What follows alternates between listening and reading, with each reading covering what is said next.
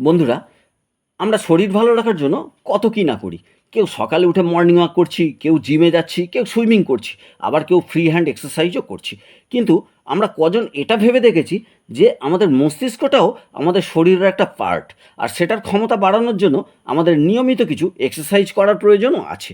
কারণ এই মস্তিষ্কই পারে একটা সাধারণ মানুষকে অসাধারণ, আর অসাধারণ থেকে একটা মানুষকে জিনিয়াস করে তুলতে। আমার প্রতি সপ্তাহে প্রকাশিত হওয়া কিছু কুইজ টাইপ জিকে, গুগলি ও ধাঁধার সমন্বয়ে তৈরি ছোট্ট ভিডিওটিতে সেই প্রচেষ্টাই থাকবে তোমাদের একদম সাধারণ থেকে একজন জিনিয়াস করে তোলা, যা তোমাদের আইকিউ বাড়িয়ে ব্রেনকে আরও পাওয়ারফুল করে তুলবে। তো চলো আর সময় নষ্ট না করে শুরু করি আজকে আমার প্রথম প্রশ্ন। আজকে প্রথম যে প্রশ্নটা তোমাদের জন্য থাকছে, কোন দিনটিতে পৃথিবীর সর্বত্র দিন ও রাত্রি সমান হয়? কোন দিনটিতে পৃথিবীর সর্বত্র দিন ও রাত্রি সমান হয়? তোমাদের সময় শুরু হচ্ছে এখন। তো চলো এবার সঠিক উত্তরটা দেখে নিই। এখানে সঠিক উত্তরটি প্রতি বছরের 21শে মার্চ ও 23শে সেপ্টেম্বর পৃথিবীর সর্বত্র দিন ও রাত্রি সমান হয়। তো চলো এবার পরে কি প্রশ্ন আছে দেখে নিই। এরপরে তোমাদের জন্য একটা ধাঁধা থাকছে। তো ধাঁধা মানে জানো, প্রশ্নের মধ্যেই উত্তরটা লুকানো থাকছে। ভালো করে প্রশ্নটা পড়ে দেখো, তারপর উত্তর দিতে পারবে। তো প্রশ্নটা দেখে নাও। আকাশে আছি, বাতাসে আছি, নেই পৃথিবীতে, চাঁদ ও তারায় আছি, নেই সূর্যতে। তো চলো তোমাদের সময় শুরু হচ্ছে এখন। তো সঠিক উত্তরটা দেখে নেওয়া যাক। সঠিক উত্তর হবে আকার। যেমন আকাশ, বাতাস, চাঁদ, তারা সবেতেই আ আছে, কিন্তু পৃথিবী বা সূর্য লেখার মধ্যে কোথাও আকার থাকে না। তো এটাই ছিল এটার উত্তর। চলো এরপরে কী প্রশ্ন আছে তোমাদের জন্য দেখে নেওয়া যাক। এরপরে যে প্রশ্নটা আছে এটাও একটা জিকে। ভারতবর্ষের কোথায় স্বর্ণ পাওয়া যায়? ভারতবর্ষের কোথায় স্বর্ণ পাওয়া যায়? চলো তোমাদের সময় শুরু হচ্ছে এখন। তো চলো উত্তরটা দেখে নেওয়া যাক। এই প্রশ্নের সঠিক যে উত্তরটা আছে সেটা হলো কর্ণাটকের কোলারে ও তামিলনাড়ুর অনন্তপুরে সোনা পাওয়া যায়। কর্ণাটকের কোলারে ও তামিলনাড়ুর অনন্তপুরে সোনা পাওয়া যায়। তো চলো এরপরে কি প্রশ্ন আছে দেখে নেওয়া যাক। তো এরপরে যে প্রশ্নটা তোমাদের জন্য থাকছে, কয়েকটা ছবি দেওয়া থাকবে, ছবিগুলো দিয়ে একটা বাক্য গঠন করে দেখাতে হবে। তো দেখতে পাচ্ছ পাশাপাশি তোমরা দেখতে পাচ্ছ কয়েকটা ছবি দেওয়া আছে। তো তোমরা দেখো ভালো করে। তোমাদের সময় শুরু হচ্ছে এখন। তো চলো এবারে এটার সঠিক কী উত্তর দেখে নেওয়া যাক। তো এখানে সঠিক উত্তরটা ছিল গাছে কাঁঠাল, গোঁফে তেল। তো তিনটে ছবি দেওয়া ছিল, যেটা সঠিক উত্তরটা হলো গাছে কাঁঠাল, গোঁফে তেল। তো চলো এরপরে কী প্রশ্ন আছে তোমাদের জন্য দেখে নেওয়া যাক। এরপর তোমাদের জন্য আরেকটি জিকে থাকছে। তো চলো দেখে নিই জিকেটা কী আছে। পৃথিবীতে ক্ষুদ্রতম বস্তু কী? পৃথিবীতে ক্ষুদ্রতম বস্তু কী? তো চলো তোমাদের সময় শুরু হচ্ছে এখন।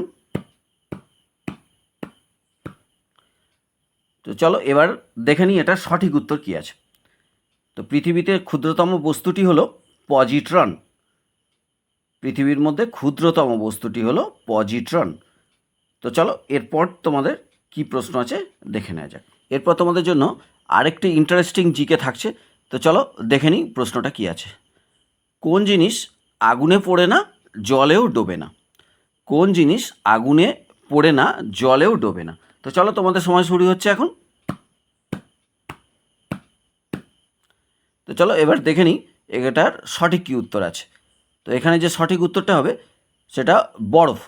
তোমরা জানো বরফ আগুনে পড়ে না বা জলেও ডোবে না, জলে বরফ ভেসে থাকে। তো এটাই ছিল এটার সঠিক উত্তর। চলো এরপর কী প্রশ্ন আছে তোমার জন্য দেখে নেওয়া যাক। এরপরে তোমাদের একটা সঠিক বর্ণ প্রয়োগ করে শূন্যস্থান পূরণ করে দেখাতে হবে। স্ক্রিনে দেখো লেখা আছে, সঠিক বর্ণ প্রয়োগ করে শূন্যস্থান পূরণ করে একটা শব্দ গঠন করে তোমাদের দেখাতে হবে। তো তোমাদের সময় শুরু হচ্ছে এখন। তো চলো দেখে নিই সঠিক কী উত্তর আছে এটার। তো সঠিক যেটা হবে প্রজাপতি। নিশ্চয়ই অনেকেই পেরেছো এটা। সঠিক উত্তর প্রজাপতি।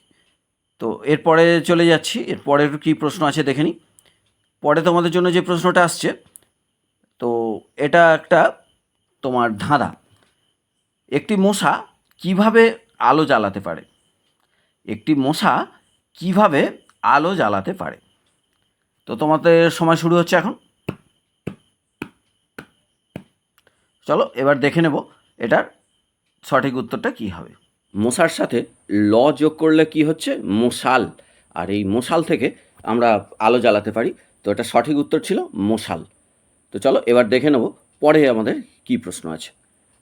এরপরে তোমাদের জন্য আরও একটি জিকে থাকছে। আগে দেখে নিই প্রশ্নটা কি আছে। জাপানি ভাষায় জাপানের নাম কি? জাপানি ভাষায় জাপানের নাম কি? তো চলো তোমাদের সময় শুরু হচ্ছে এখন।